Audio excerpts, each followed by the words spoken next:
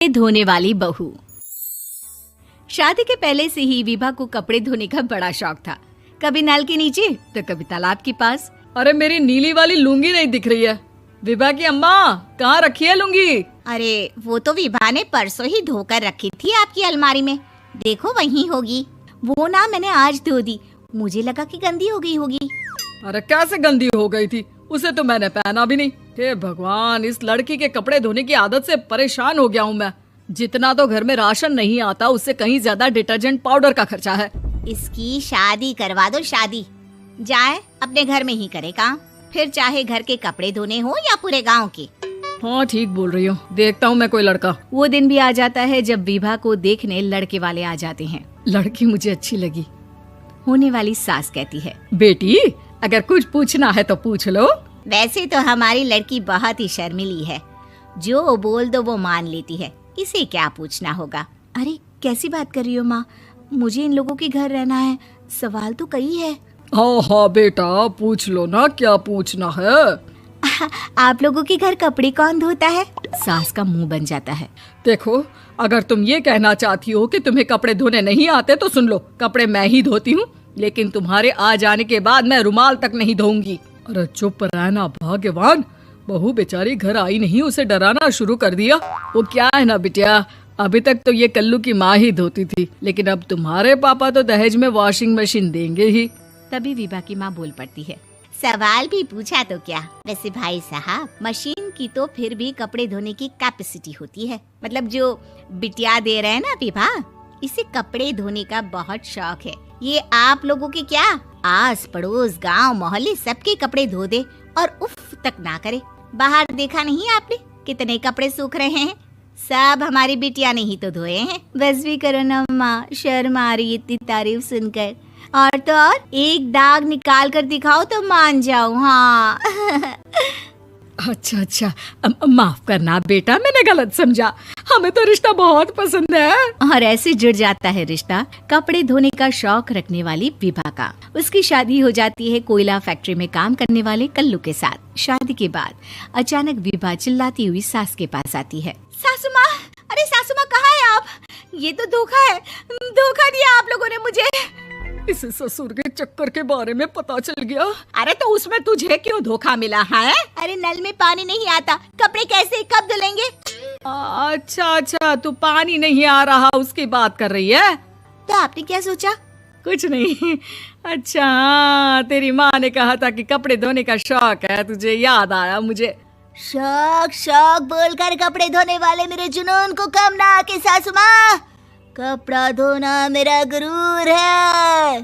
तभी पति भी वहाँ आ जाता है। अभी अभी मैंने इसे सनी देओल की फिल्म दिखाई है, उसी के डायलॉग मार रही है माँ। अच्छा सुन, साफ साफ बता रही हूँ, पानी सुबह 4 से 6 और शाम को 10 से 12 आता है, समझी? विभा टाइमिंग सुनकर हैरान हो जाती है। ये क्या भूतों का मोहल्ला है? सुबह 4 बजे उठकर कौन कपड़े धोता है? 4 बजे टंकी में पानी जाता है, फिर सारा दिन धोना ना, किसने मना किया? अरे कैसी बात कर रही हैं? 200 लीटर की टंकी में कितने कपड़े धो लूंगी मैं? सुबह ही उठ जाऊंगी मैं। अब क्या था, विभा सुबह 4 से लेकर रात के 12 बजे तक कपड़े ही धोती रहती। एक रोज सास पड़ोस से निकलकर कहीं जा रही होती है कि साथ वाली कहती है, हाँ कल्लू की माँ, जरा ये बताओ कि 2 साड़ी है, 2 ब्लाउज और एक पेटीकोट और एक नाड़े वाला लंबा कच्छा। हाँ तो? अरे तो क्या, कितना लोगी धुलाई ये बताओ। धोबन दिख रहे हैं हम क्या? हमारे पति सरकारी नौकरी से अभी अभी रिटायर हुए हैं और बेटा सुपरवाइजर है कोयला फैक्ट्री में। धोबन समझ रखा है हमें? हाय रे कल्लू की अम्मा, माफ कर दो, वो तो मोहल्ले में यही सब बता रहे थे कि तुमने बहू को कपड़ा धुलवाने के काम में लगा दिया है। सास को पड़ोसन की बात सुनकर गुस्सा आ जाता है। वो घर पहुंचती है जहां घर के बाहर ही इतने सारे कपड़े सूख रहे होते हैं जितने कि किसी धोबन के घर पर। अरे ओ कल्लू की दुल्हन, बाहर निकल। माँ जी यहीं आ जाओ, बाथरूम में चादर धो रहे हैं हम। अरे अभी हम धोते हैं, तुमको बाहर निकलो। ये आस पड़ोस वाले बोल रहे हैं कि हम बहू से कपड़े धुलवा धुलवा कर उसे कपड़ा धोने वाली बना दिए हैं। अरे छोड़ो ना माँ जी, किन लोगों की बातों में आती हो? आस पास के लोगों का तो काम ही होता है कि वो किसी तरह सास बहू को लड़ा दे। बहू सारे घर के कपड़े धोती है, ये क्या कम है? बोलिए। सास को भी लग जाता है कि वो बहू का ये सनकीपन नहीं छुड़वा सकती, इससे अच्छा है कि खुद ही चुप हो जाए।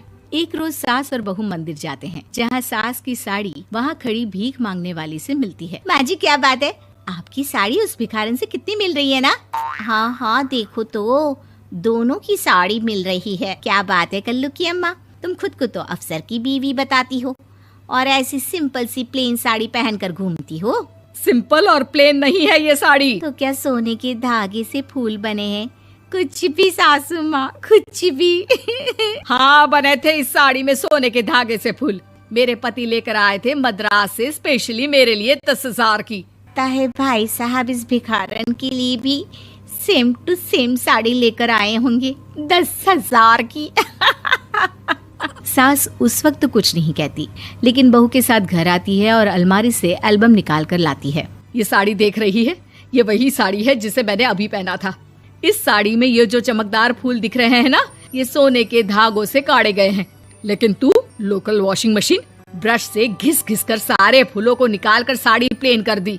मुझे माफ कर दीजिए सासू माँ। और तो और, जब मैंने तुझे तेरी गलती के लिए कुछ नहीं कहा, लेकिन तूने तो सबके सामने मेरा मजाक ही बना दिया। क्यों? बहू को समझ में आ जाता है कि अब से उसका कपड़े धोना बंद।